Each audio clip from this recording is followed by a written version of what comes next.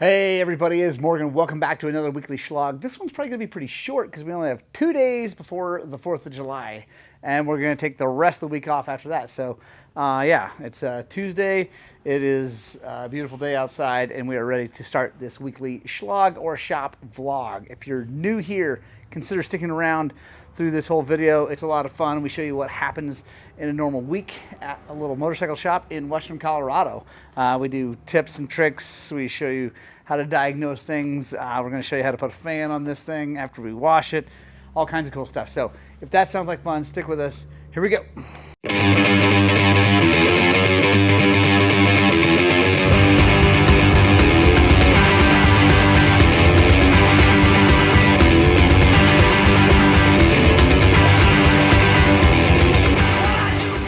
Alright guys, as promised during last week's Shlog, we were going to install a fan on this bike, but we have to wash it because it came in dropping things like that. So I'm going to take that thing out and wash it, and then after we do that, I'm going to do a little bit of mail time with you guys and show you what is in this box from Rocky Mountain. Pretty excited about that. And yeah, then we'll just get on to the next job. All right, guys, we got the TE all cleaned up now. We're going to take the seat and tank off, and I believe we got to take a radiator off. So, yeah, let's get that done. I'll show you how we put this thing on. All right, guys, we were going with the KTM radiator fan because it's easy, and on these, it's plug and play. So, super duper simple setup here. So we are going to have to take the radiator, right side radiator off, so I'm going to go get to that. You guys, I think, could probably figure this out, so I'm not going to show you in depth, but basically we're going to drain the coolant. We're going to take bolts out of this side, loosen that, and we're going to pop this sucker off. All right, guys, got her off. This is super simple. Just slide that over, line the holes up, and we got bolts that come with it that are, let's see, Allen's. Excuse me, I lied, they are Torx. I thought they were going to be Torx, but they look like Allen's, probably because they're black and I'm losing my sight. Alright guys, got them all tight. And you don't have to go crazy because these aren't actually into threaded holes. They're just into the aluminum and this plastic, so don't go nuts or you'll strip them out. And then we have our temp sensor, and we have a little bit of grease. We call it thermal compound to help make it a better connection.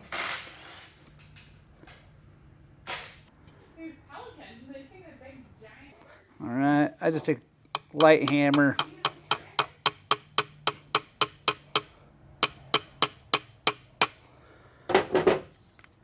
And then we're going to zip tie this stuff against here so it's nice and tight. And then I like to get a little bit of safety wire. I'll show you what we do here. All right, guys. So I've had trouble with those things popping out. So I get a little bit of safety wire.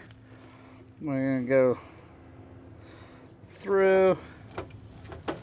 And then we go to the other side.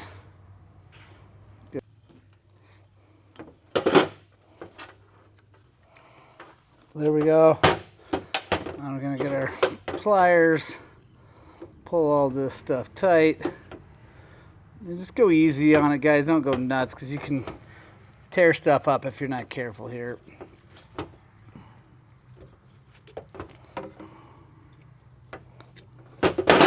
There we go, and all you see from the front is this. We're going to have, obviously, a radiator guard over it, so you can't see it at all. But that there, then we'll get our safety wire pliers and spin this down.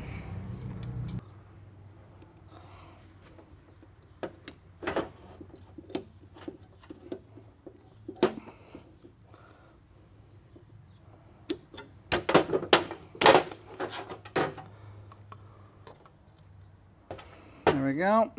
Tuck that in so it doesn't hang up on anything. Boom. Installed. Let me get some zip ties on this, then we'll go put this on the bike. And this is obviously for the power. All right, guys, this plug right here, just hanging out. We're gonna plug that in.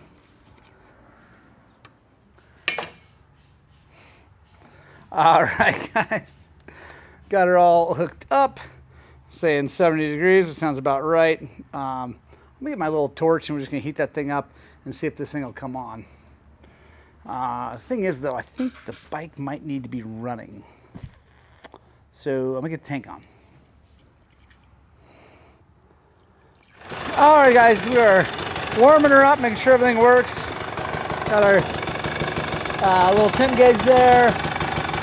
I'm not sure where it's set, so let's check and see what's going on.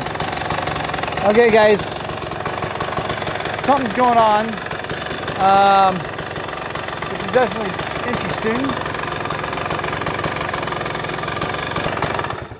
The fan is not running, so let's figure out what's going on. You know what? I'm wondering if that plug that we plugged into is actually not made for this specific. It plugged in and it's all good. But there's a chance because this bike was made to be able to just plug, put a fan on it and it just would work.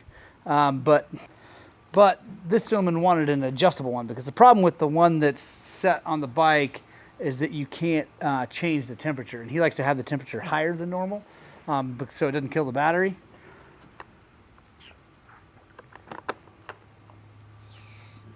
All right, we're gonna do some digging. I'll be right back. All right, guys, I figured it out. So this bike is smart enough. It doesn't need the relay like on the old TPIs.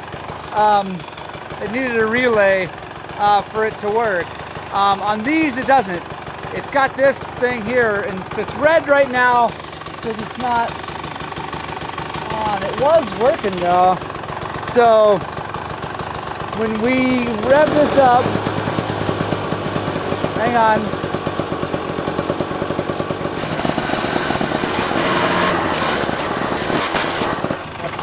That's weird, guys. It just came on a second ago when it hit like 180-ish degrees. But now this went red, which the lights one goes red, but then when we hit the button, it goes green. So I'm not sure why the fan is doing differently. Hang on.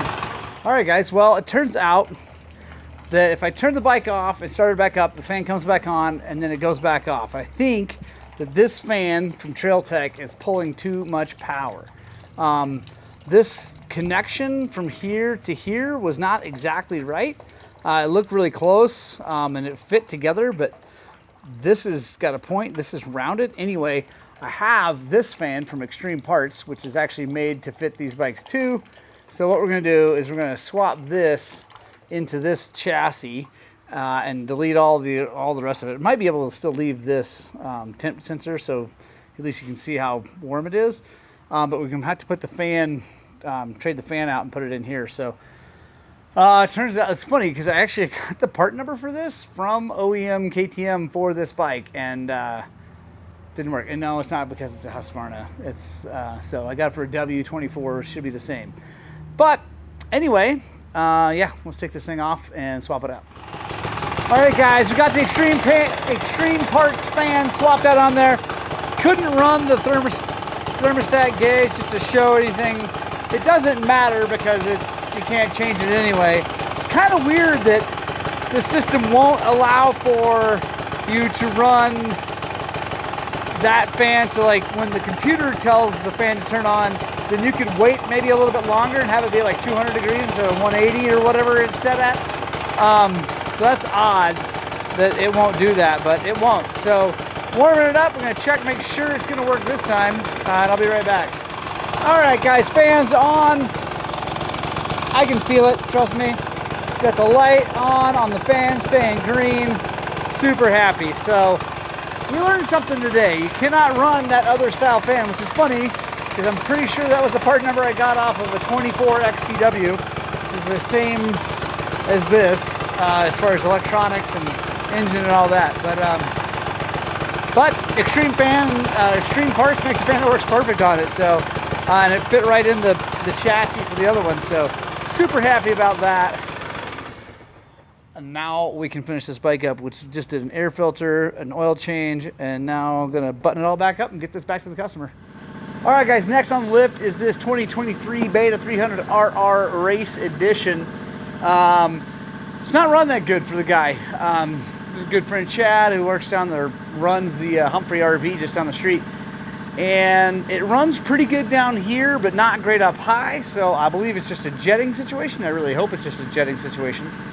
He bought this thing from Steamboat Power Sports. He said that they jetted it, but he lives in Grand Junction, so they may have jetted it for too low of an elevation. I find that we run them a little lean down here, not so lean that they're going to blow up, but lean enough that they run great when we get up high. So yeah, let's dig into this carburetor and see what we got. And I rode it a little bit when he just dropped it off, and because he also said that it's making kind of a knocking noise on the bottom. And I checked it out, and it definitely is knocking, but it's like a lean knock on the bottom. So I think what may be going on here is that it's too lean of a pilot and too rich of a main. I see it a lot. Guys here, they think they gotta lean everything out, which you just don't. Like pilot jets, it's a physics problem, but pilot jets don't always need to be leaned out. So in fact, a lot of times they need to be richened up. Like I said, it's a physics problem. With less air, there's less draw on that, on any of the tubes in the Venturi. And if you have such a small hole like a pilot, it can't draw anything. So you actually have to open it up to get it to draw enough to run right. I think with the Beta, we can just twist the carb and get in where we need to get. And guys, don't worry. Coming up is installing that flywheel weight on that FC250. And yes, I did put the flywheel with the epoxy in my oven at my house.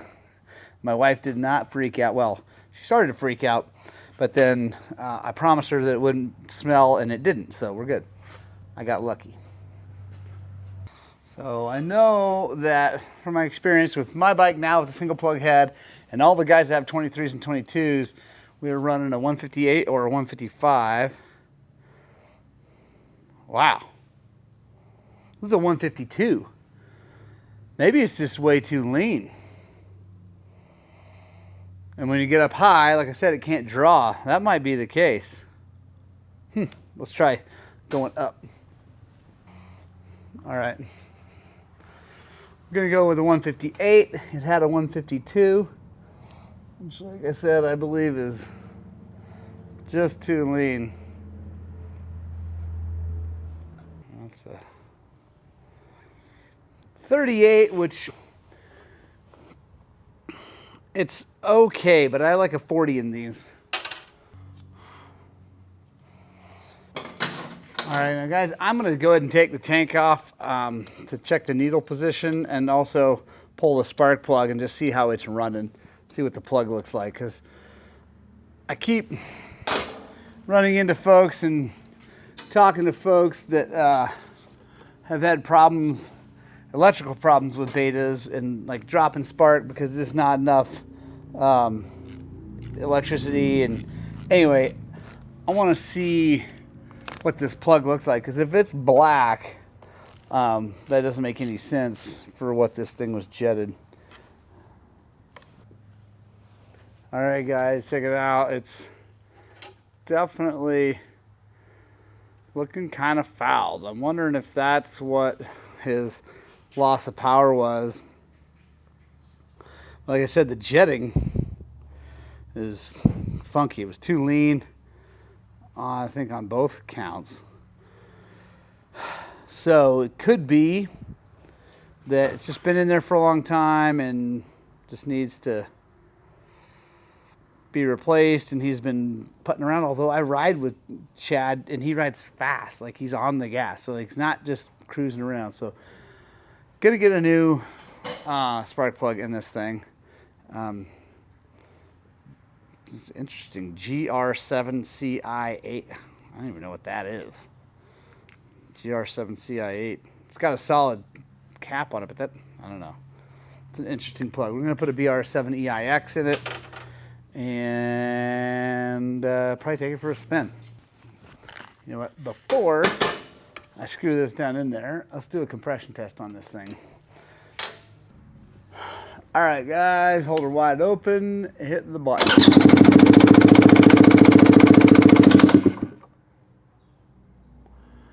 That's interesting. It's not even getting over 150. All right, guys, so I did some checking, called my buddy Rich, who was a Beta Factory mechanic and still really tight with all the Beta Factory guys, and he said that the 150-ish is fine, because it's just right at 150. So so that's good. That's good to know. They just run lower compression, kind of like KTM's. 300s, they run lower compression than, like, say, a YZ250. A YZ250, a fresh motor, is like up over 200 psi. KTM's are usually 160, 170. I guess betas are 150-ish, 135, 150 something. So that's good to know. I'm happy about that. Now let's take this cap off the carburetor and check the needle. So, interesting. It's got a JD needle in it. Got some funky marks on it, honestly. Can't really feel them, so I think it must be all right. But it's the red needle from JD and the number 2, so it's got to be good. But that's crazy. JD's running such lean jetting. I don't know, guys. It's kind of an interesting situation. I'm not sure what's going on here, but we got our jetting in here. We're going to leave this alone. I'm going to put that BR7EIX plug in it, which I think is a better plug. I don't know what that other plug is. That other plug might be amazing. It's an NGK, so it might be fine. But I know the BR7 range really well, so put that in there, get this all done, and I might actually check the spark color real fast before I plug screw the spark plug back in. When I get this buttoned up, then we'll do that, check it, make sure it's nice and bright and blue, and then we'll go take this thing for a rip. All right, guys, so I'm checking this. Watch this. Oh, of course it moved.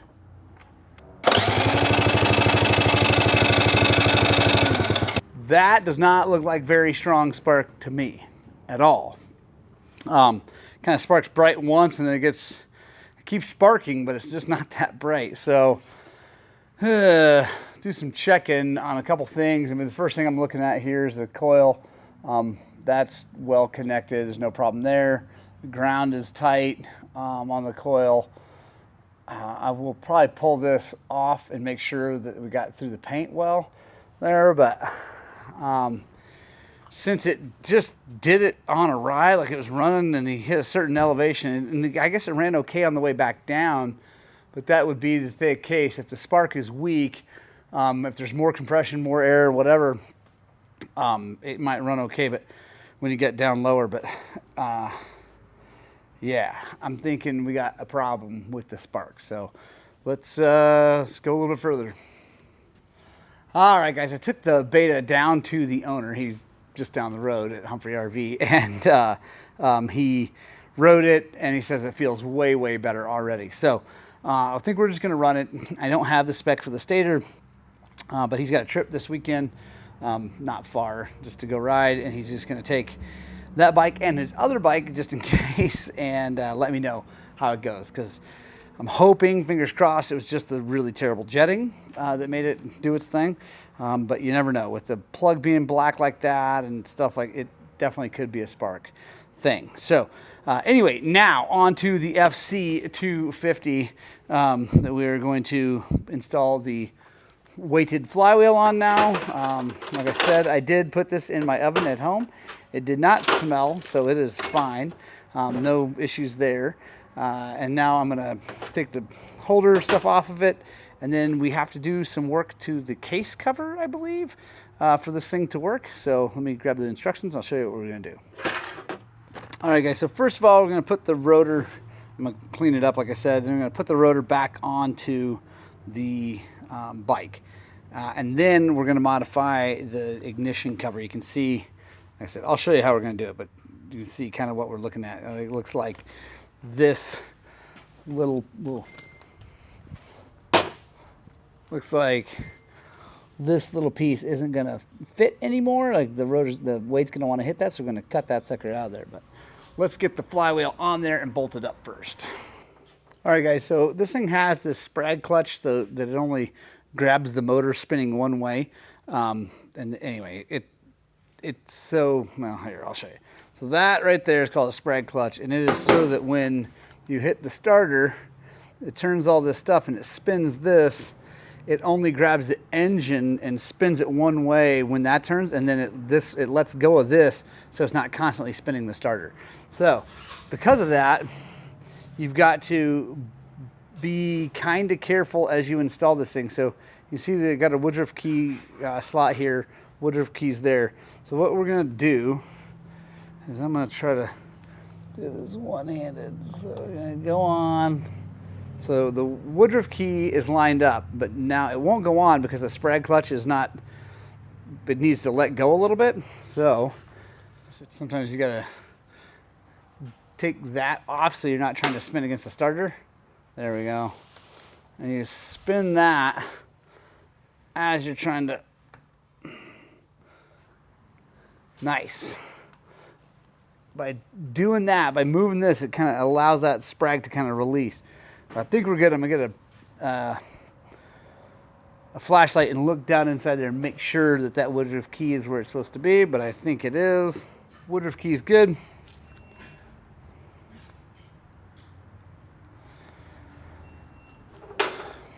Now we'll put our gear back on here. Got our bolt. We're gonna get some red stuck nuts on there.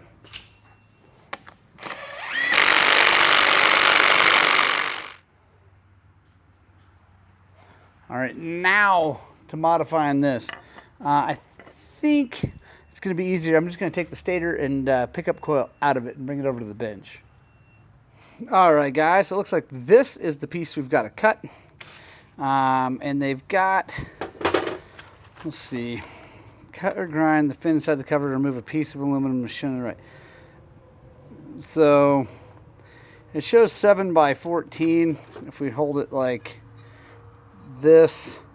So I'm going to measure 7 down, make a mark, and then I'm just going to go as close to this as I can. So let's go get machinist rule. So I've got 7, probably go a little deeper just to make sure. I'm just going to come in here and be real careful not to hit anything else.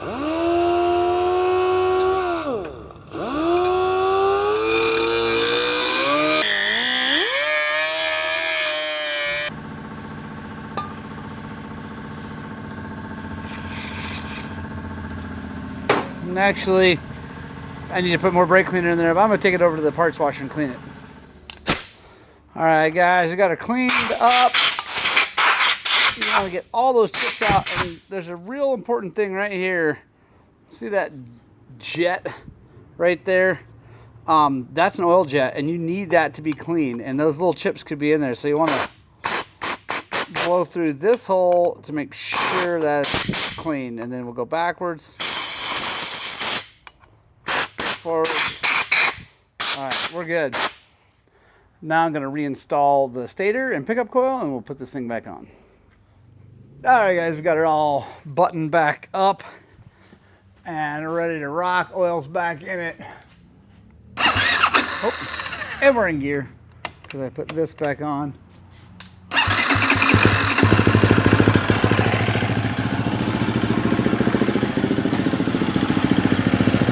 Boom, there we go. Flywheel weighted. It's going to make this bike a lot more fun to ride than the really nasty stuff. Just less stalling, A little more traction. It's going to slow the motor down a little bit, but then also keep it running when it gets to low RPM. So I think this guy's going to be psyched. All right, guys, got everything all done on those bikes. Super happy about that. Now it's time for the mail time that I promised you a while back. So we got a couple things, a couple different boxes. We got a box from Rocky Mountain ATV and a box from Ben Nicholson at First Track Motorsports. So let's dig into our Rocky Mountain first. Probably the part I'm most excited about trying out and testing is this Tusk helmet light system, guys. Pretty sweet. Comes with this version, comes with 2 lights and 4 batteries. This whole setup is $219, which is crazy inexpensive, honestly, for this.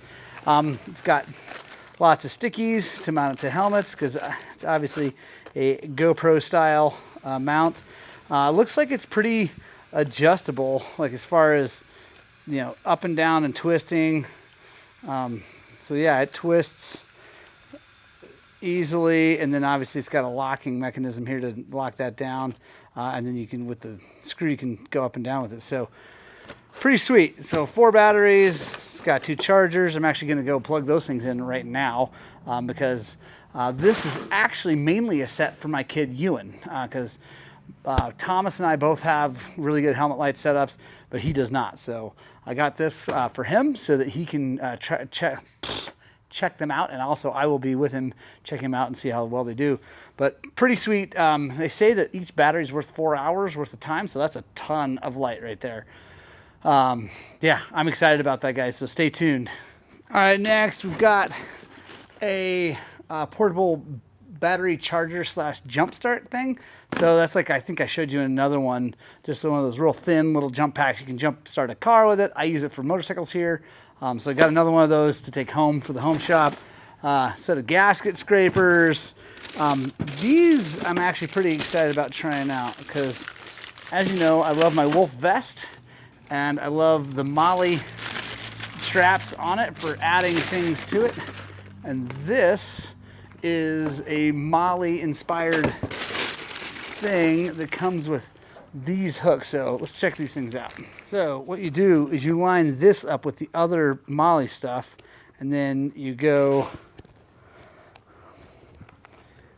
through that, and then through another Molly thing, and through another Molly thing, and into that, and then you push this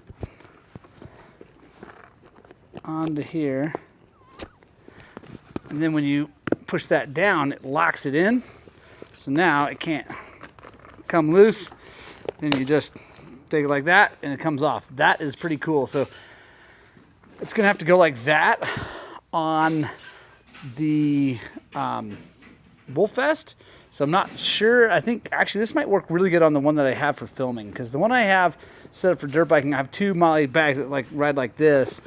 And I don't think this is gonna work on that style, but I have another bag or another Wolf vest I use just for filming. I think that's gonna be cool. So I'm excited about that. These are pretty cool. Guys, they have everything like this set up for your KTM. The filters, the inline filters and O-rings for quick connect. I got this for the beta since we crashed that thing enough. Broke the tail light off of it. Still got the fender thing on there, so that's gonna replace that. I'm trying out some of their aluminum rim locks. Excited about those because I like those. I've tried other ones. I've got some start-stop switches just for, honestly, for spares. Oh yeah, I got a set of Torx for my van because I don't have a set of Torx for the van. Safety glasses. I mean, guys, it's honestly pretty sweet. Pick set, just a whole bunch of fun stuff, honestly, stuff that I think is fun at least, to try out, use here in the shop, use in my van, use riding, things like that. And I want you guys to make sure you stick around, stay tuned. If any of this stuff is junk, I will let you know. If it's good, I will let you know. Rocky Mountain is a massive supporter of the channel, and I love them very much. But they say very specifically when I talk to them on the phone, we want honest reviews. We don't want you to kowtow to us and just like, oh, everything they make is great. Because it's not. Not everything they make is great. The one glaring example I can say is the Handlebars, they're terrible, man. Like one tiny tip over, junk. The controller for the fan, no good. I don't like those things. They fail all the time. But their tires, amazing. MSR gear, really good. Let's see. Oh, some of the Tusk tools I've been using. Oh, by the way, we're going to be trying out another Tusk tool today here on the video. I got a 48mm seal driver to try that out, make sure it fits and all that good stuff. But yeah, I've had great luck with some of it and not great luck with other parts of it. So yeah, stick around, guys, for that. Now let's see what Ben sent us.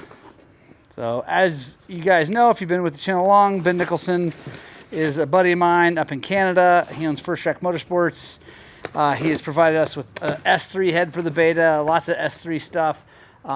He got me hooked up with the X-Grip escalator tire and Tax Pro, the little funky half moose things that, by the way, there's a video coming about those very soon. He also, I'm stoked about this, got me hooked up with the Air Screen guys that make the goggle lens that has these little openings. You can push that open and then the things, and don't fog. These things are awesome. I put them in my 100%s and they were brilliant. So really excited about those guys because he sent me a set of goggles to try just their whole goggle. It's actually pretty nice. It's got some nice foam. Looks like it's kind of should hopefully help pull sweat away right there. So those are pretty cool. And they've got the kind of outrigger style so they fit down into your helmet well. Let's see. And very excited for these Carapax foot pegs for our YZ250 build. That is, by the way, it is underway. I sent the crank out to get balanced and trued. I sent the cylinder out to get replated, and the frame is out getting vapor blasted. So sorry there's no videos on all that because I'm not doing any of that. But when it gets back, we'll be moving forward. And actually, hopefully, very soon, the next few days, I'll be filming suspension stuff. So, but guys, I love Carapax foot pegs. I've been using them now on the beta.